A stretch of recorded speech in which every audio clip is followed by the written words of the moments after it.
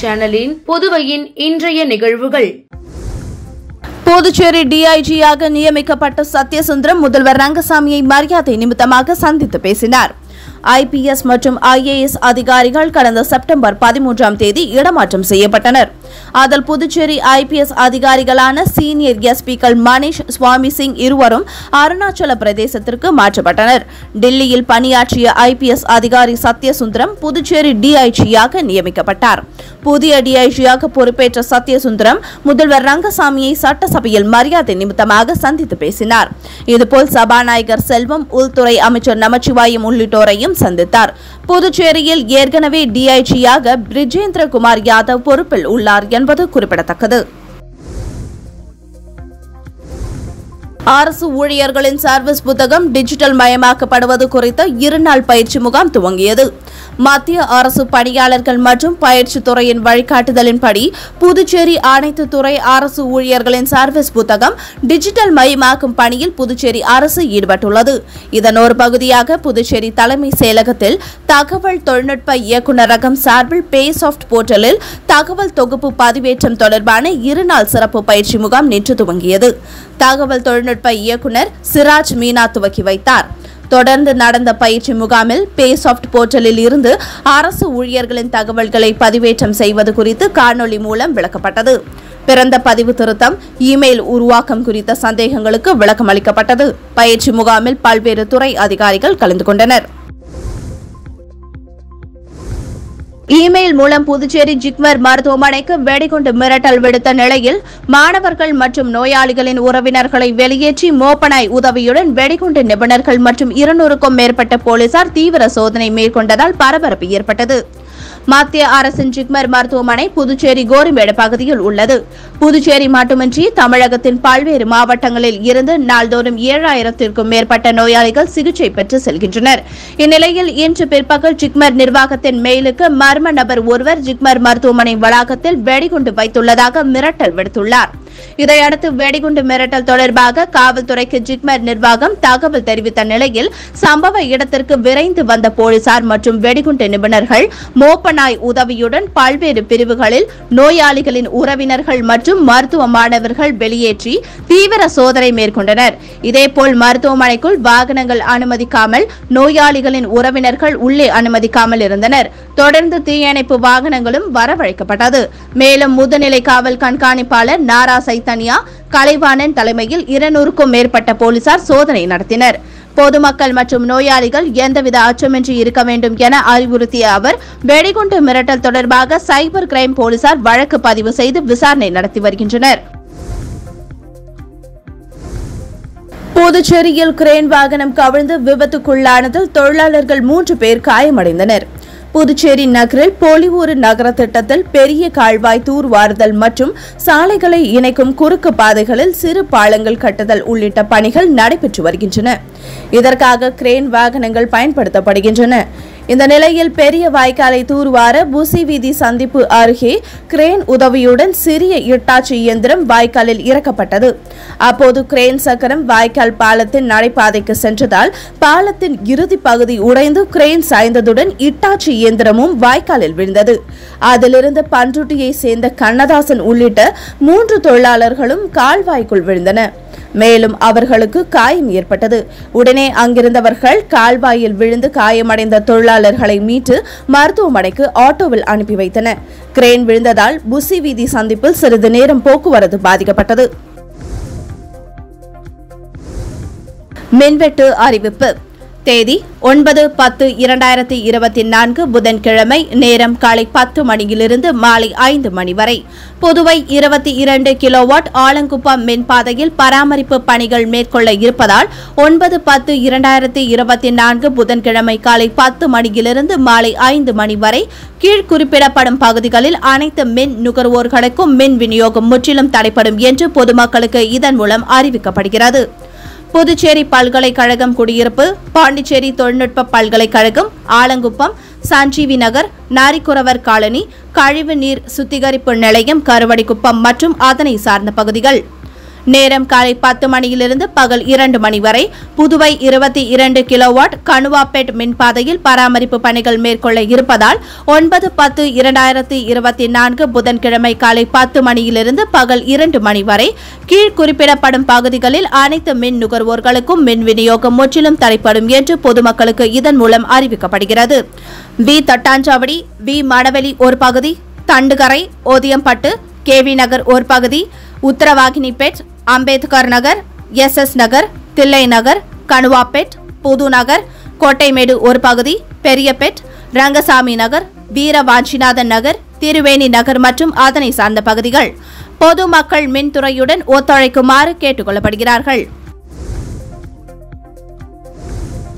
அனைத்து காவல் நிலையங்களிலும் சனிக்கிழமை தோறும் பொதுமக்கள் குறை தீர்ப்பு முகாம் நடத்த வேண்டும் என சீனியர் SP நாரா சைத்தன்யா உத்தரவிட்டுள்ளார். புதுச்சேரி சட்டம் ஒழுங்கு போலீஸ் அதிகாரிகள் ஆலோசனை கூட்டம் நடந்தது. சீனியர் SP நாரா சைத்தன்யா தலைமை தாங்கினார்.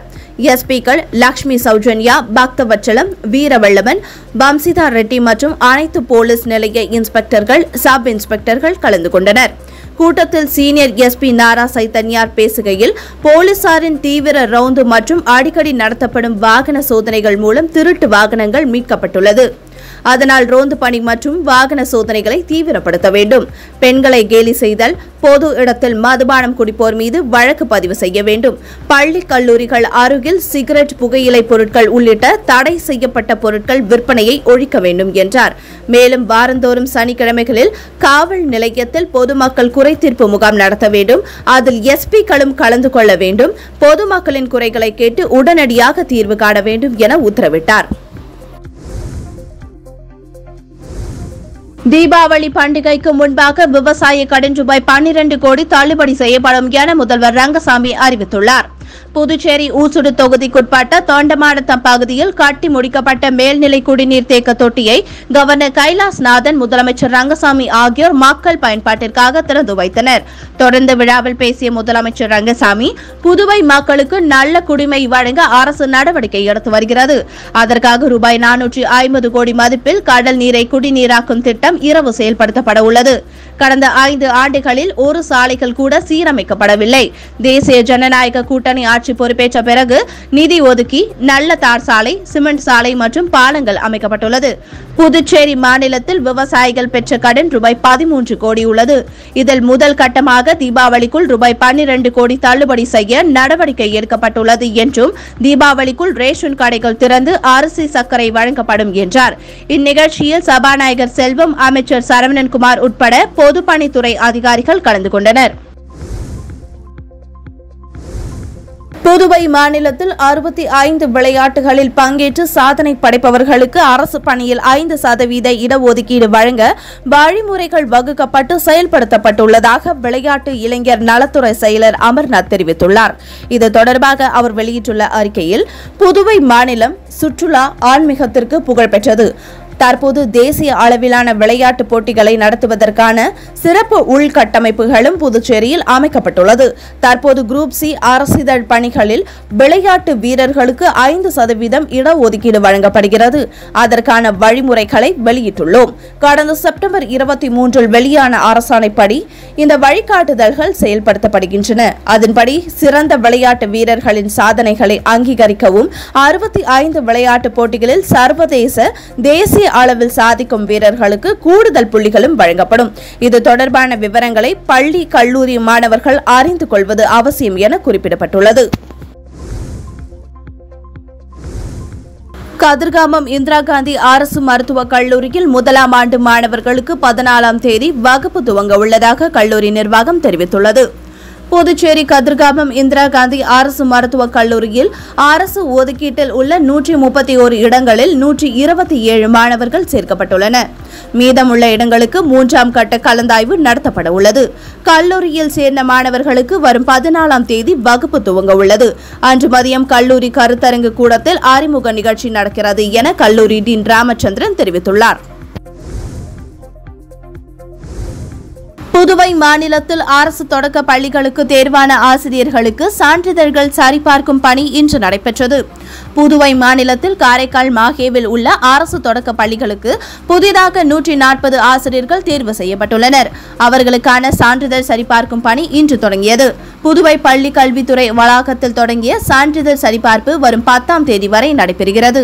அரசு தொடக்க பள்ளி ஆசிரியர் பணிக்கு தேர்வானவர்கள் சான்றிதழ் சரிபார்ப்புக்கு வர தவறினால் எவ்வித அறிவிப்புமின்றி தற்காலிக தேர்வு ரத்து செய்யப்படும் என்றும், தேவையான சான்றிதழ் சமர்ப்பிக்க தவறியவர்களின் தேர்வும் ரத்தாகிவிடும் எனவும், சான்றிதழ் சமர்ப்பிக்க காலக்கெடு நீட்டிக்கப்படாது என கல்வித்துறை இயக்குநர் பிரியதர்ஷினி தெரிவித்துள்ளார்.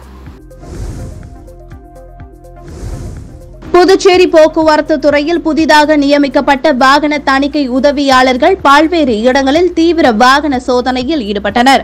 புதுச்சேரி அரசு போக்குவரத்து துறையில் புதிதாக 24 வாகன தணிக்கை உதவியாளர்கள் நியமிக்கப்பட்டுள்ளனர். இந்த நிலையில் புதிதாக நியமிக்கப்பட்ட வாகன தணிக்கை உதவியாளர்கள் வாகன தணிக்கை உதவியாளர்களுடன் புதுச்சேரி நகர பகுதியில் பல்வேறு இடங்களில் திடீர் வாகன சோதனையில் ஈடுபட்டனர். மேலும் சரியான ஆவணங்கள் இல்லாத வாகன ஓட்டிகளுக்கு அபராதம் விதித்ததுடன் பலருக்கு எச்சரிக்கை விடுத்து அனுப்பினர். பிரான்ஸ் புதுச்சேரி சங்கங்கள் கூட்டமைப்பின் நட்புறவு தின விழா பிரான்ஸ் பாரிஸில் லா குருனோவில் கடந்த ஞாயிற்றுக்கிழமை நடைபெற்றது.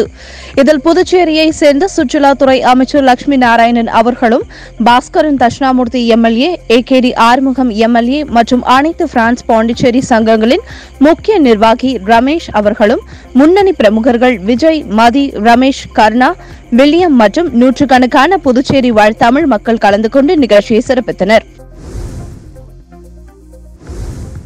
ஜிக்மரில் PhD படிப்புகளில் சேர ஆன்லைன் மூலம் விண்ணப்பிக்கலாம் என அறிவிக்கப்பட்டுள்ளது. ஜிக்மர் மருத்துவக் கல்லூரி நிர்வாகம் வெளியிட்டுள்ள செய்திக்குறிப்பில், புதுச்சேரி ஜிக்மர் மருத்துவக் கல்லூரியில் PhD படிப்பில் உயிர் வேதியியல் 3, மருத்துவ புற்றுநோயியல் 1, மகப்பேறியல் 1 என 5 இடங்கள் உள்ளன.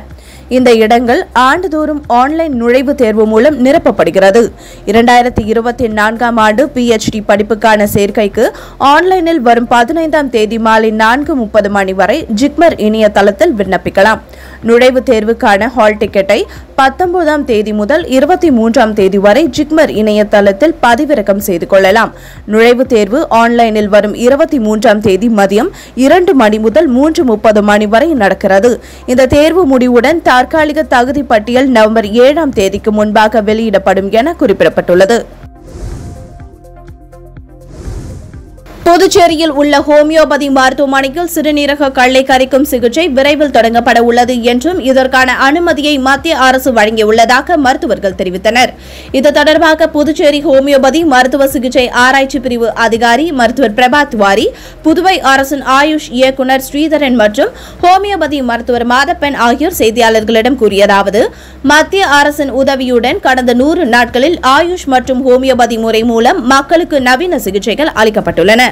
பெண்களுக்கான எலும்பு தேய்மான பிரச்சினை குறித்து புதுச்சேரியில் சத்யா நகர், வெண்ணிலா நகர், மூலக்குளம், முத்திரப்பாளையம் ஆகிய இடங்களில் பரிசோதனை முகாம்கள் நடைபெற உள்ளன. அதேபோல ஆயுஷ் சிகிச்சையில் முதியவர்களுக்காக பயோமித்ரா திட்டத்தில் மூட்டுவலி, கை கால் வலி பிரச்சினைகளுக்கான பரிசோதனைகள் முகாம் 22 இடங்களில் நடைபெற உள்ளன. புதுச்சேரியில் பூமியாம்பேட் பகுதியில் உள்ள ஹோமியோபதி சிகிச்சை மையத்தில் சிறுநீரக கல்கரைப்பு சிகிச்சை அளிக்க மத்திய அரசு அனுமதித்துள்ளது. அதற்கான ஸ்கேன், எக்ஸ்ரே ஆகிய சிகிச்சை இலவசமாக வழங்கப்படும்.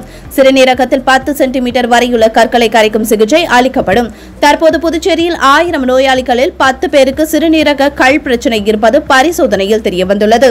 ஆகவே ஹோமியோபதியில் சிறுநீரக கல் சிகிச்சை அளிப்பது முக்கியத்துவம் பெறுகிறது என்றனர். மத்திய அரசின் புதிய கல்விக் கொள்கையை திரும்பப் பெற வேண்டும் உட்பட பல்வேறு கோரிக்கைகளை வலியுறுத்தி விடுதலை சிறுத்தைகள் கட்சிகள் சார்பில் 100க்கும் மேற்பட்டோர் கண்டன ஆர்ப்பாட்டத்தில் ஈடுபட்டனர். விடுதலை சிறுத்தைகள் கட்சி, தமிழர் பாதுகாப்பு இயக்கம் சார்பில் பல்வேறு கோரிக்கைகளை வலியுறுத்தி கண்டன ஆர்ப்பாட்டம் அண்ணா சிலை அருகே நடைபெற்றது. விடுதலை சிறுத்தைகள் கட்சியின் துணை பொதுச் செயலாளர் பாவாணன் தலைமையில் நடைபெற்ற ஆர்ப்பாட்டத்தில் மத்திய அரசு புதிய கல்விக் கொள்கையை திரும்பப் பெற வேண்டும், தனி கல்வி வாரியத்தை உருவாக்க வேண்டும், அனைத்து அரசு பள்ளிகளிலும் தமிழ் கல்வி வழங்க வேண்டும் உள்ளிட்ட பல்வேறு கோரிக்கைகளை வலியுறுத்தி விடுதலை சிறுத்தைகள் கட்சியினர் மற்றும் பல்வேறு பொதுநல அமைப்பை சார்ந்த 100க்கும் மேற்பட்டோர் கலந்து கொண்டு கண்டன கோஷங்களை எழுப்பினர். பாரதிதாசன் அரசு மகளிர் கல்லூரி தமிழ் துறை சார்பில் முத்தமிழ் மன்றம் தொடக்க விழா நடைபெற்றது.